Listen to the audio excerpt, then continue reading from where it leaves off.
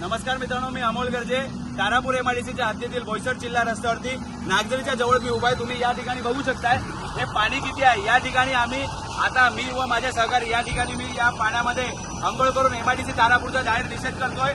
वारंवार सांगून सुद्धा एमआयडीसीच्या अधिकाऱ्यांनी याच्यावरती उपाययोजना केलेल्या नाही आहेत. म्हणून या ठिकाणी तुम्ही हा जो खड्डा बघू शकताय किती डीप आहे.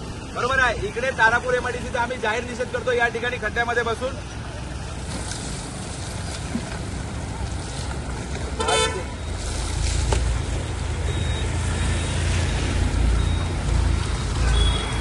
या ठिकाणी तुम्ही बघताय वर्षानुवर्ष या रस्त्याची जी परिस्थिती होती ती खूप गंभीर होती, बिकट होती. वारंवार एमआयडीसीच्या उपअभियंत्यांना सांगून सुद्धा एमआयडीसीच्या प्रशासनाने दखल घेतली नाही, खड्डे बुजवले नाही.